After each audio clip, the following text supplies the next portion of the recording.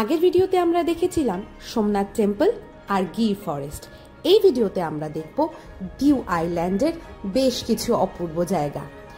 সেগুলি হলো ডিউ আইল্যান্ডের একদম কোস্টাল এরিয়ায় অবস্থিত ডিউ ফোর্ট, তারপর সেখান থেকে সোজা চলে যাব INS Khukri Memorial sunset point, সেখান থেকে আবারও সোজা গঙ্গেশ্বর টেম্পল এবং সবশেষে the very famous Nagoya beach.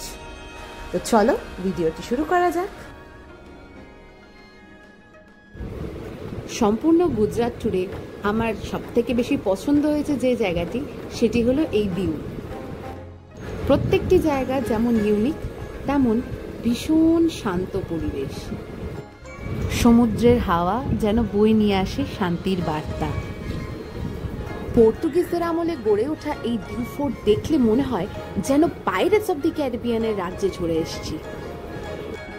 সেই একই রকম উঁচু উঁচু লাইট হাউস, যেখান থেকে হয়তো জ্যাক স্প্যারো খুঁজছে তার ব্ল্যাক পার্ল জাহাজটিকে।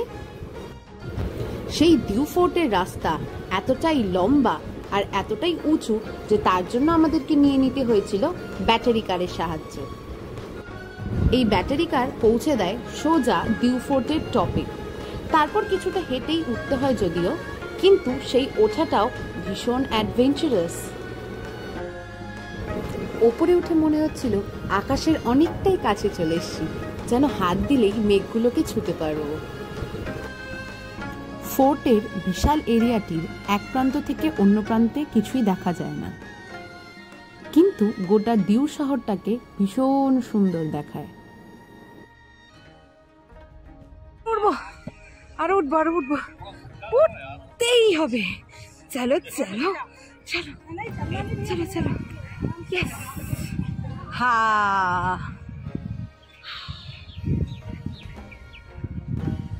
কামান, এই সেই পর্তুগিজের কামান।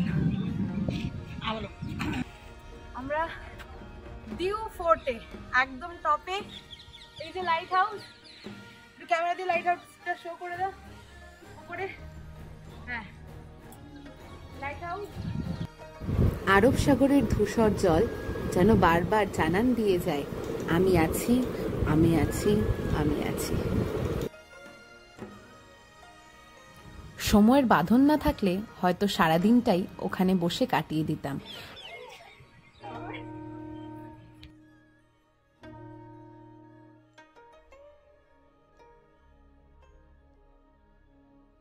আবার আরেকটা পয়েন্ট। ও, দু পা এগোতেই দেখলাম ভগ্ন পাড়। আমরা যেগুলো জিওগ্রাফির বইতে পড়েছি যে একদম কোস্টাল এরিয়ায় ভাঙা ভাঙা পাড়গুলো খাড়া হয়ে দাঁড়িয়ে থাকে আর সমুদ্রের জলগুলো তাতে বারবার এসে ধাক্কা দেয় এবং সেখান থেকে সেই পাড়গুলো ক্ষইতে থাকে, ঠিক তেমনই যেন দেখতে পাচ্ছিলাম ওখানে। অসাধারণ কিছু ভূমির কাজ। সমুদ্রের জল সেই ভাঙা পাড় দিয়ে ঢুকে পড়ছে ভেতরে, আবার বেরিয়ে যাচ্ছে। এ যেন এক অপূর্ব জলের খেলা, যেমন সুন্দর তেমন ভয়ানক। এরপরে আমরা চলে গেলাম আইএনএস কুকরি মেমোরিয়াল সানসেট পয়েন্টে। এটি আগের ভিডিওতে দেখানো আইএনএস কুকরির রেপ্লিকা। পাহাড়ের ধাপ কেটে এই জায়গাটি তৈরি করা হয়েছে এবং একদম ওপরে রাখা হয়েছে এই রেপ্লিকাটি। রাস্তাটি অনেক ঘুরে ঘুরে ওপরে ওঠে বলে এখানেও ব্যাটারি কারের সাহায্য নিয়ে নিতে হয়েছিল।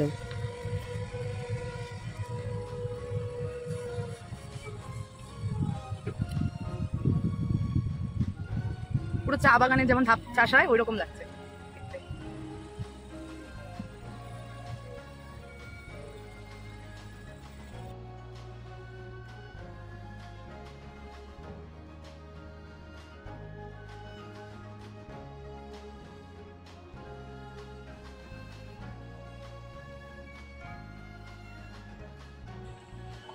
সমুদ্রের কাছে যদি একটা এরকম সুন্দর বসার জায়গা থাকে, আমি রোজ আসতাম। রোজ কি দুবেলা করে এসে আমি এখানে বসে থাকতাম।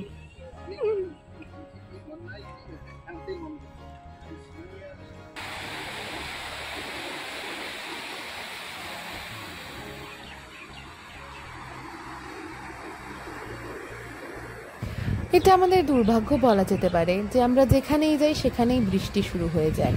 তাই সানসেট পয়েন্টে কোনো সানসেট না দেখতে পেয়ে সোজা চলে এলাম গঙ্গেশ্বর টেম্পলে। এই মন্দিরটি সম্বন্ধে বেশি কিছু বলবো না, আপনারা ভিডিওটি দেখলেই বুঝতে পারবেন এই মন্দিরটি কেন এত বিখ্যাত। সপ্তম আশ্চর্যের পর অষ্টম আশ্চর্য এটি হতেই পারত। ঢুকছি গঙ্গেশ্বর টেম্পলে।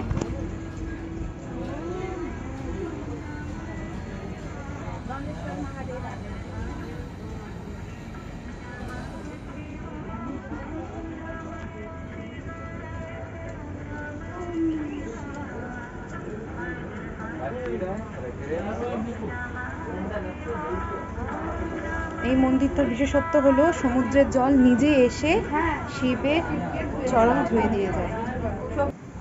সমুদ্রতলের সমানে অবস্থিত এই মন্দিরটি পাহাড় দিয়ে ঘেরা, পাথর দিয়ে তৈরি।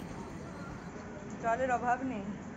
সমুদ্রের জলে মহাদেবের অভিষেক প্রকৃতি নিজেই করে যাচ্ছে প্রতিনিয়ত।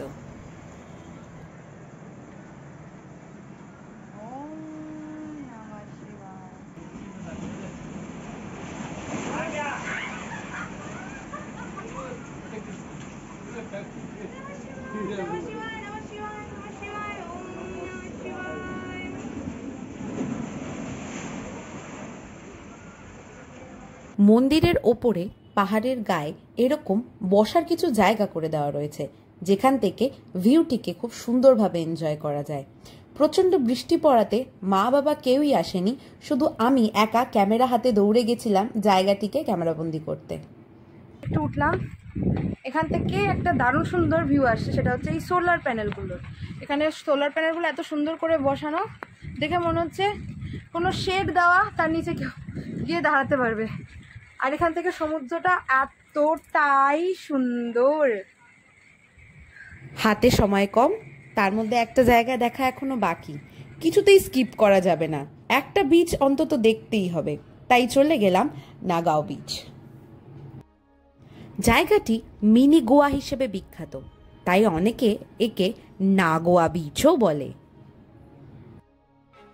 অজস্র ওয়াটার অ্যাক্টিভিটি, সাথে হর্স রাইডিং, ক্যামেল রাইডিং এবং ফটোশ্যুট সবই এখানে করা হয়। ওয়াটার অ্যাক্টিভিটিগুলির মধ্যে রয়েছে parasailing, water ski, disco ride, dolphin ride, dragon ride, bumper ride এবং স্পিড বোট।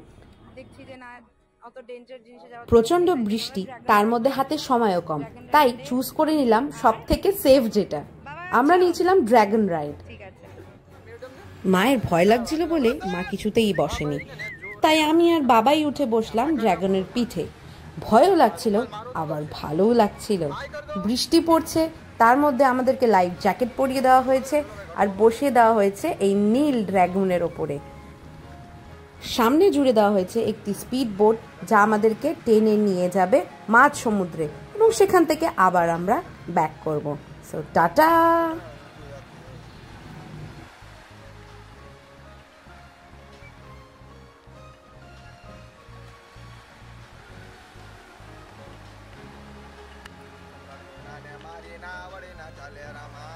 এরকম ওয়াটার অ্যাক্টিভিটি এই প্রথমবার, আগে কোনোদিনও সমুদ্রের কাছে গিয়ে এরকম ওয়াটার অ্যাক্টিভিটি করার সুযোগ হয়নি।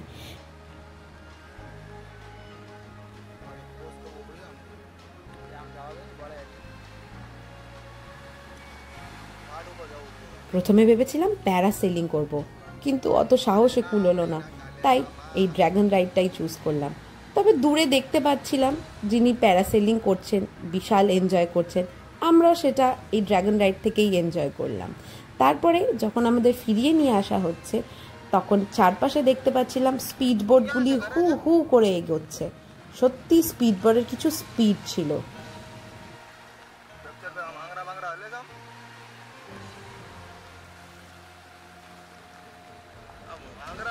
ওয়াটার রাইডের সাথে ভিডিওগ্রাফি এবং ফটোগ্রাফি ফ্রি।